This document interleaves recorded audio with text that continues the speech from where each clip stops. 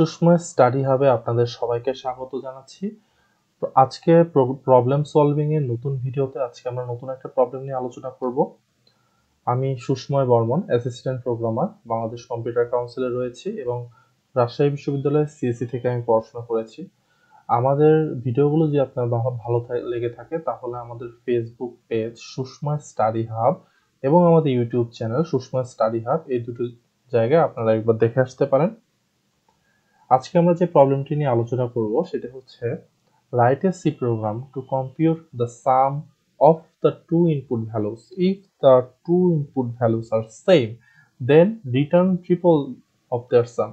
এটার অর্থ হচ্ছে যে আমাদের দুটো সংখ্যা ইনপুট নিতে হবে, তাদের যোগফল আউটপুট দিতে হবে, কিন্তু সংখ্যা দুটি যদি সেম হয়ে যায়, সমান হয়ে যায়, তাহলে কি করতে হবে? তাদের যোগফলের 3 গুণ আমাদের আউটপুট দিতে হবে। তো সরি,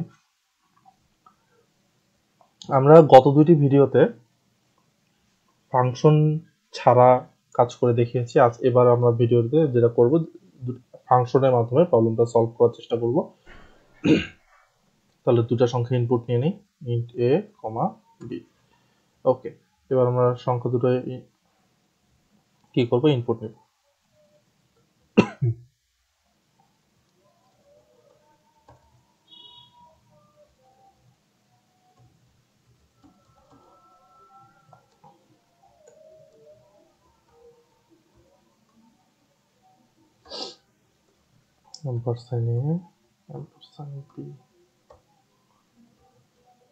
ওকে, আমরা এবার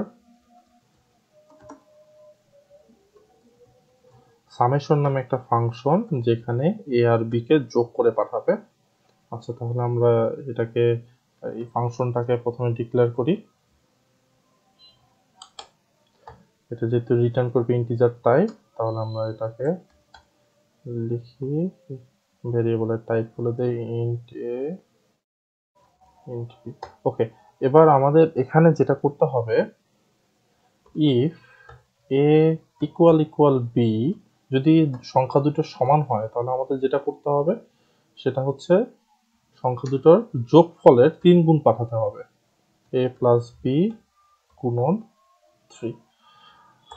অথবা যদি সংখ্যা দুটো সমান না হয় তাহলে আমাদের জাস্ট সংখ্যা দুটোর যোগফল পাঠালেই হবে, তাহলে a plus b।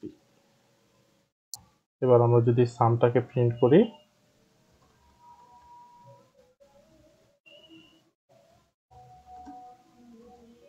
New line. ওকে, তাহলে আমরা যদি রান করি, যে আগে ভিন্ন দুটো সংখ্যা দিই, 5 আর 6, 5 আর 6 যোগ করলে হয় 11। কিন্তু এবার যদি আমরা দুটো সংখ্যা সেম দেই, 6 আর 6 দেই, তাহলে একটু বড় করি, 6 আর 6 দেই, তাহলে দেখা যাচ্ছে 6 আর 6 36 হচ্ছে। কেন? কারণ আসলে 6 আর 6 যোগ করলে হয় 12, যেহেতু 6 আর 6 সমান, তাহলে 12 সাথে 3 গুণ হবে, 3 12 36। আশা করি আপনারা বুঝতে পেরেছেন। তো এবার আমরা যেটা করব, মানে একটু ভিন্ন ধারায় করব, সেটা হচ্ছে এই যে আমাদের যে অপারেটরগুলা, বিভিন্ন ধরনের যে অপারেটরগুলো আছে, তার মধ্যে ধরেন প্লাস, মাইনাস, গুণ, ভাগ, এগুলো কিন্তু সব বাইনারি অপারেটর। সি প্রোগ্রামিং এ টার্নারি অপারেটর নামেও কিন্তু একটা বিষয় আছে। সেই টার্নারি অপারেটরটা নিয়ে আজকে একটু আলোচনা করব।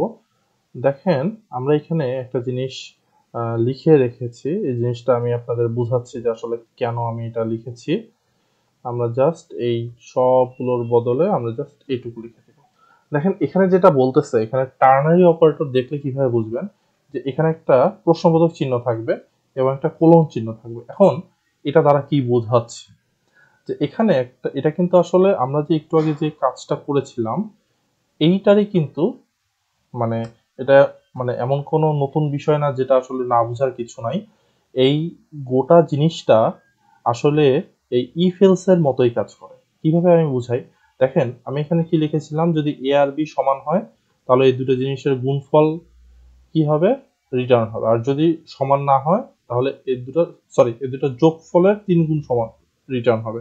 আর যদি সমান না হয় তাহলে শুধুমাত্র যোগফল রিটার্ন হবে। এটাও এই টার্নারি অপারেটরটাও সেম ভাবে কাজ করে। এখানে ইফ এর অংশটাতে দেখেন ইফ লেখা নাই, কিন্তু এখানে কিন্তু সেম কন্ডিশনটাই দেওয়া আছে, অর্থাৎ যদি এই কন্ডিশনটা ট্রু হয় তাহলে কোলনের বাম দিকের অংশ কাজ করবে, আর যদি এই কন্ডিশনটা ফলস হয় তাহলে কোলনের ডান দিকের অংশ কাজ করবে। আমি আরেকটু ভালো করে বোঝানোর জন্য একটা লাইন লিখি। ধরেন আমি লিখলাম কন্ডিশন, প্রশ্নবোধক চিহ্ন দিলাম, ট্রু ফলস।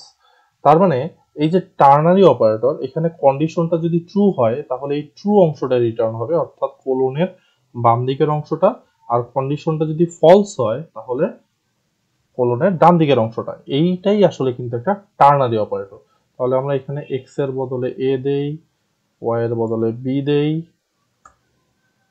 সেম ভাবে এখানে এক্স এর বদলে এ, ওয়াই এর বদলে বি, এক্স এর বদলে এ, ওয়াই এর বদলে বি।